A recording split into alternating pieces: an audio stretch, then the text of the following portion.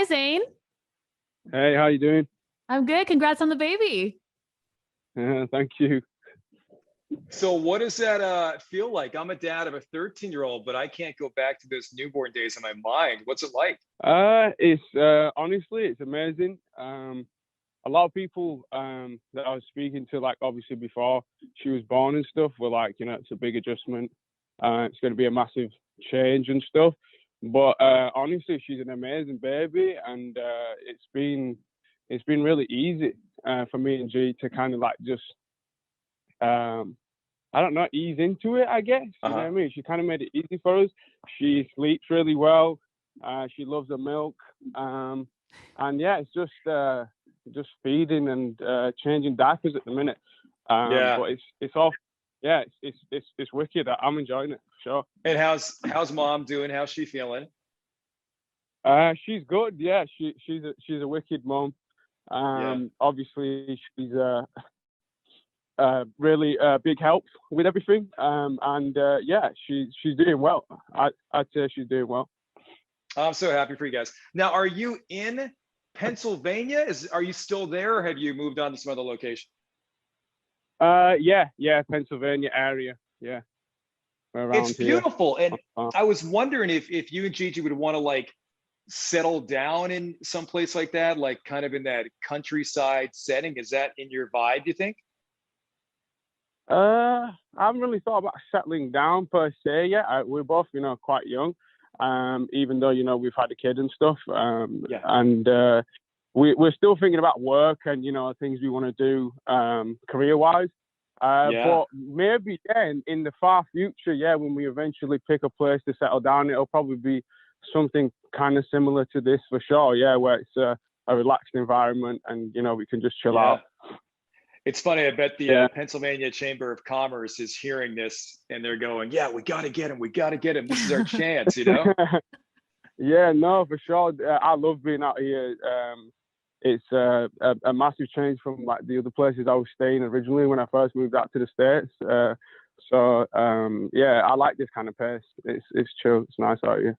Is there anything that surprised you about being a dad, either with your relationship with Gigi or with the relationship with your daughter so far, that just completely shocked you about being a dad?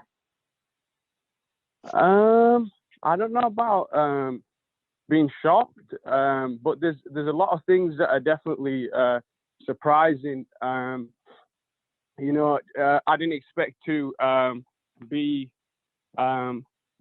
quite like into it, to be honest with you. I was always like into myself, doing my own thing, like writing, recording, making music. I was very focused on my career. And also, I had time for my relationship and stuff too, but it was still, solely about me. And the fact that she's been so easy to kind of just adjust to has been surprising to me, because I just love spending my days with her, hanging out with her, just doing really relaxing, chill stuff, just watching kid shows on TV, on Netflix, and learning nursery and just rolling around with her and just singing to her. It's a really different pace of life, but it's been really easy to adjust to, for sure. I think that's the most surprising thing. Okay, so one of the things, I do want to jump into the song with Ingrid Michaelson. I had a chance to listen to that today. It's very, very good. So I want to talk about that. But just before that, you said something which kind of keyed a memory with me. Now, I don't have your voice. I don't have your musical talents. I played saxophone in marching band, so not really what I wanted to play for my kid as a lullaby, the saxophone.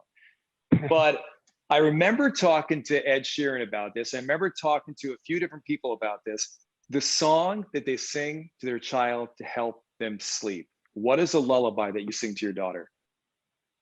I kind of make stuff up, to be honest. In kind of like my own like home language in Urdu and like in English, and I just kind of sing to her, like it's mainly melodies, and sometimes she kind of makes sounds back to me, which is amazing.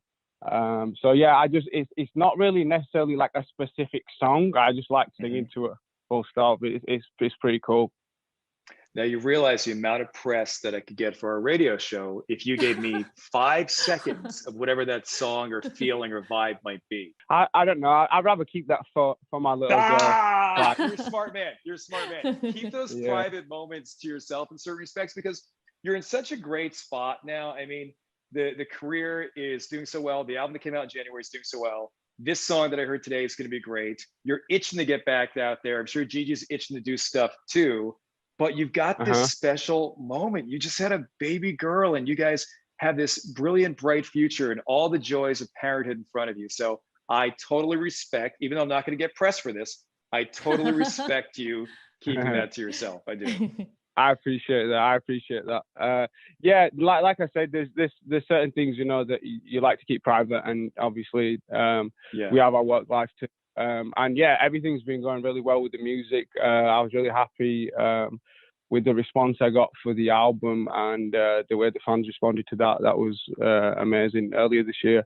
And yeah, to say like we're in kind of like the craziest time possibly of the last 10 years. It seemed to be received really well, and it got heard. Ironically, the title of the album was called Nobody's Listening, but it felt like everybody was listening. Yeah, so it was cool. Yeah, that was the ironic part. And when I started vibing on the album and I saw that title, what was the reason behind the title? You may have said this before in other interviews, but why did you say Nobody's Listening? I actually haven't mentioned it properly. I kind of said it. I think the only interview I've done so far has been like a magazine interview. I don't think that's out yet. It comes out tomorrow. But yeah, the reason I use that as a title, I've just meant generally. I don't think people are really listening to one another as human beings when people speak. I feel like a lot of people right now love to give an opinion and love to speak their mind, but they don't really like to listen. So it was just a nod to that. No, you're right. And that's the brilliant two-way street of humanity, when we take the time to listen to each other. And even if you disagree with what somebody says, the idea that you're listening is so incredibly important. So you're probably spot on with that. Exactly. Yeah, you can always learn and better yourself from listening to somebody else's opinion, even if you don't agree with it, for sure. Now, how did this song with Ingrid Michaelson come about? How did she reach out to you? She actually didn't reach out to me. I was listening to a lot of her music around the time when I asked my management and stuff if we could reach out to her and ask if she wanted to do a song.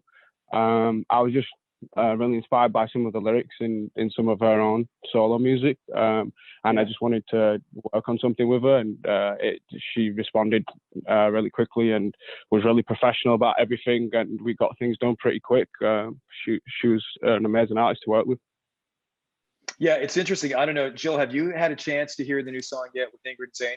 I have not had a chance to listen. So I'll play a snippet. Far from comprehending, they lift us to the stars. But as you look at the lyrics to it and you start to kind of break it down, I don't know if I'm misinterpreting the lyrics or anything here, but I got the vibe kind of like you're talking about this COVID world right now. And at the very beginning, we're thinking like, it's not going to work out, but suddenly we're seeing the light with the vaccines and everything else. Now, I could be totally off base. No, that's pretty much the sentiment of the song for sure. Yeah, it is talking about the way the life is right now, and the kind of pace that things are going at, and then a nod towards maybe it'll get better soon, and we'll get a chance to start again and begin again as a whole collective, as a human race. Yeah, I love the line, but then the sun came right back and the birds sang as if nothing had happened. And to me, that's always what I try and tell myself and my son, like, hey, the sun's going to come up tomorrow. No matter what happens today, we're going to get another chance tomorrow to make things right. For sure. It's a beautiful song. Beautiful song. Zayn, thank you very much. I've been a fan of yours since the beginning, and we've never met. I've never interviewed you before, but I always told myself that if I ever got the chance to, in the 1D movie, This Is Us, my favorite moment and the moment that made me cry was when you bought your mom the house. And from that moment, I have loved you. I know how important family is to you. And so when I knew you were becoming a dad, I've just been so happy for you for your entire career. Thank you. That's really nice of you to say. I appreciate that. Yeah, the family is a big thing to me for sure, and I'm glad that stood out to you and that made sense and resonated with you. I met you gosh, this was years ago, and you'll never remember this, of course.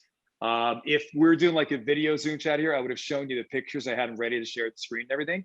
We met in an airport lounge. I believe it was at LAX on a flight to a tropical destination, we'll say, right? I don't want to bore you with the details. But you and right, okay, yeah.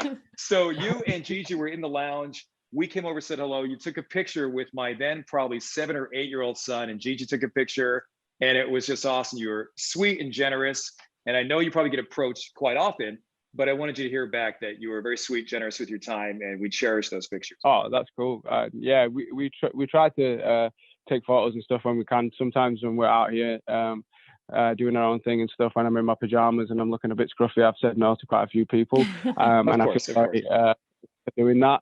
But I'll take this time to apologize to them people now. You were scruffy, right. There's a time and a place, you know, and but yeah, I'm glad that we took a photo with you, and I'm glad we could make that happen. That's really cool. Well, to be fair, if I have to be honest about it, I was looking pretty scruffy. You weren't going to take a photo with me. You both looked at me and said, "Yeah, not you." But the cute little kid, we'll take him anything. Yeah, I've got to. Here, you know? Yeah, you can convince me if there's a kid involved. You can convince me for sure. Yeah, that's awesome. You twist my arm. Oh man, listen, Zayn, congrats on everything. Best to the family. Please Thank give you. all our love. Give that little daughter of yours a big kiss and hug. And thanks for the time, man. Thank Congrats. You all right, cheers. Thank you. Give my love to your family too, and appreciate you taking the time to speak to me today. Thank you. Thanks, Zayn. Of course. Thank you. Bye-bye, Zayn.